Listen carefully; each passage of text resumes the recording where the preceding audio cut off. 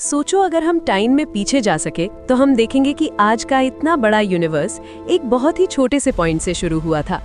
इस शुरुआत को साइंस में कहते हैं बिग बैंग। आज के इस वीडियो में हम स्टेप बाय स्टेप समझेंगे बिग बैंग क्या था, एलिमेंट्स कैसे बने, स्टार्स कैसे बने, गैलेक्सीज कैसे बनी, गैलेक्सी क्लस्टर्स क्या होते हैं और बुलेट क्लस्टर क्या है। बिग बैंग, यूनिवर्स की शुरुआत। लगभग 13.8 बिलियन ईयर्स पहले पूरा यूनिवर्स एक बहुत ही गर्म और बहुत ही डेंस स्टेट में था। उस समय न कोई गैलेक्सी थी, न कोई स्टार, न कोई प्लैनेट थी, सिर्फ एनर्जी थी। फिर अचानक से एक बहुत तेज एक्सपेंशन हुआ जिसे हम बिग बैंग कहते हैं। इस एक्सपेंशन के साथ ही स्पेस पैदा हुआ, टाइम पैदा हुआ और पूरा यूनिवर्स फैलना शुरू हुआ।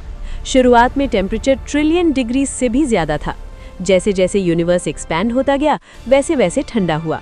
एनर्जी से मैटर, पहले पार्टिकल्स का जन्म। बिग बैंग के बाद जैसे ही यूनिवर्स थोड़ा ठंडा हुआ, एनर्जी धीरे धीरे मैटर में बदलने लगी।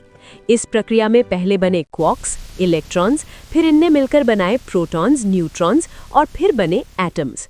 एलिमेंट्स का जन्म, न्यूक्लियोसिंथेसिस। बिग बैंग के कुछ ही मिनट बाद प्रोटॉन्स और न्यूट्रॉन्स मिलकर पहले एलिमेंट्स बनाना शुरू कर चुके थे। इस प्रोसेस को कहते हैं न्यूक्लियोसिंथेसिस। इसमें सबसे पहले बने हाइड्रोजन, हीलियम और बहुत थोड़ा लिथियम भी बना। उस समय भारी एलिमेंट्स जैसे कार्बन, ऑक्सीजन, आयन आदि नहीं बने, ये बाद में स्टार्स के अंदर बने। गैस क्लाउड्स, स्टार्स के बीज।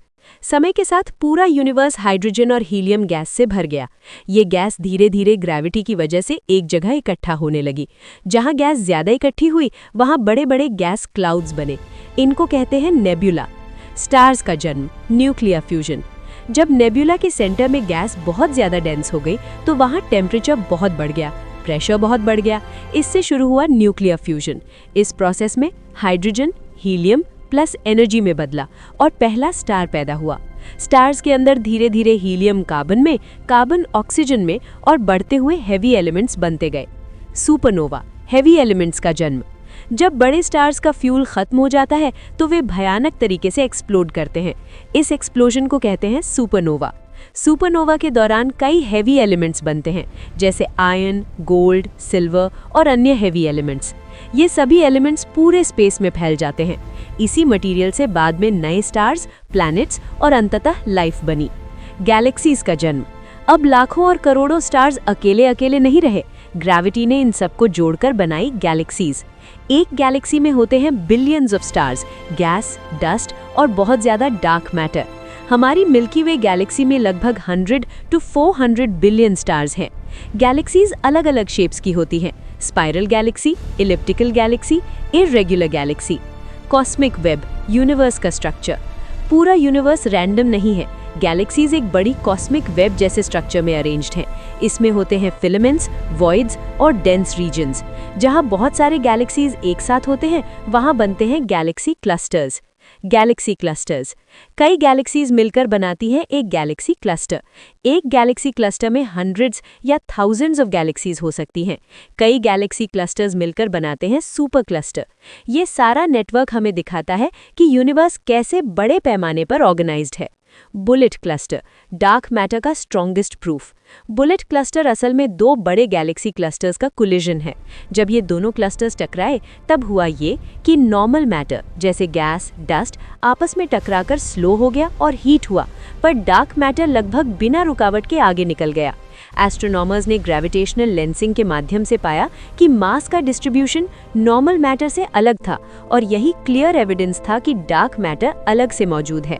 इसीलिए बुलेट क्लस्टर को अक्सर कहा जाता है strongest evidence of dark matter. Part 1 summary. इस तरह हमने देखा बिग बैंग से यूनिवर्स की शुरुआत हुई, एनर्जी से मैटर बना और पहले एलिमेंट्स बने हाइड्रोजन, हीलियम।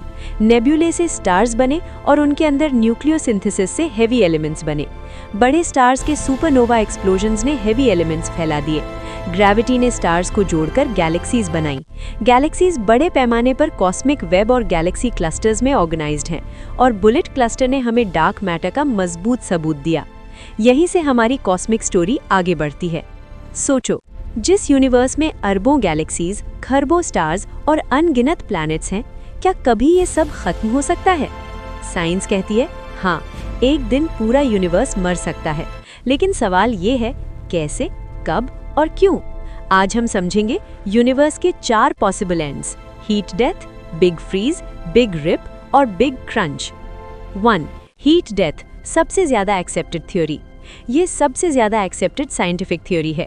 आज पूरा यूनिवर्स लगातार एक्सपैंड कर रहा है। इस एक्सपेंशन को चलाती है डार्क एनर्जी। समय के साथ स्टार्स का फ्यूल खत्म होगा, नए स्टार्स बनना बंद हो जाएंगे, सारी एनर्जी धीरे धीरे फैल जाएगी। एक समय ऐसा आएगा जब हर जगह एक जैसा टेम्परेचर होगा, कोई एनर्जी फ्लो नहीं होगा, कोई वर्क नहीं होगा, कोई लाइफ नहीं होगी। फिजिक्स में इस स्टेट को कहते हैं मैक्सिमम एंट्रोपी स्टेट, मतलब पूरा यूनिवर्स ठंडा, शांत और हमेशा के लिए डेड। इसी को कहते हैं heat death of the universe, dead. 2. Big freeze, ठंड से मौत। बिग फ्रीज और हीट डेथ लगभग एक जैसे हैं। जैसे जैसे यूनिवर्स एक्सपैंड करता रहेगा, गैलेक्सीज एक दूसरे से दूर होती जाएंगी, स्टार्स मर जाएंगे, नई एनर्जी पैदा नहीं होगी। आखिर में पूरा यूनिवर्स बहुत ज्यादा ठंडा और अंधेरा हो जाएगा। हर जगह सिर्फ ठंडी डेड स्टार्स, ब्लैक होल्स और खाली स्पेस, यानी पूरा यूनिवर्स फ्रीज हो जाएगा। इसी को कहते हैं big freeze of the universe. 3. Big rip, सबसे खतरनाक अंत। ये सबसे डरावनी थियरी है। अगर भविष्य में डार्क एनर्जी बहुत ज़्यादा पावरफुल हो गई तो एक्सपेंशन इतनी तेज़ हो जाएगी कि पहले गैलेक्सीज टूट जाएंगे, फिर स्टार्स अलग हो जाएंगे, फिर प्लैनेट्स फट जाएंगे, फिर एटम्स भी टूट जाएंगे और अंत में पूरा स्पेस टाइम ही फट जाएगा। इस भयानक अंत को कहते हैं बिग रिप। इसमें पूरा यूनिवर्स लिटरली टियर हो जाएगा। 4. बिग क्रंच, यूनिवर्स का कोलैप्स। ये थियरी कहती है कि एक समय बाद एक्सपेंशन रुक जाएगी और फिर ग्रेविटी जीत जाएगी। फिर पूरा यूनिवर्स धीरे धीरे वापस सिकुड़ने लगेगा। सारी गैलेक्सीज, सारे स्टार्स, सारा मैटर एक ही पॉइंट में कोलैप्स हो जाएगा और पूरा यूनिवर्स वापस एक सिंगुलैरिटी बन जाएगा। इसे कहते हैं बिग क्रंच। कुछ थियरीज मानती हैं कि इसके बाद फिर एक नया बिग बैंग होगा और एक नया यूनिवर्स जन्म लेगा। कौन से अंत सबसे ज्यादा पॉसिबल है? आज की ऑब्जर्वेशंस के अनुसार सबसे ज्यादा एक्सेप्टेड एंड है heat death of the universe, क्योंकि डार्क एनर्जी लगातार एक्सपेंशन बढ़ा रही है, एंट्रोपी लगातार बढ़ रही है। कब होगा यूनिवर्स का डेथ? घबराओ मत, ये सब होने में लगेंगे ट्रिलियंस ऑफ ईयर्स, मतलब अभी बहुत बहुत समय बाकी है। फाइनल थॉट, हम ऐसे यूनिवर्स में रहते हैं जिसका जन्म भी हुआ था और एक दिन अंत भी होगा, लेकिन इसी छोटे से समय में हम लाइफ, साइंस और कॉन्शियसनेस को समझ पा रहे हैं। यही सबसे बड़ी बात है।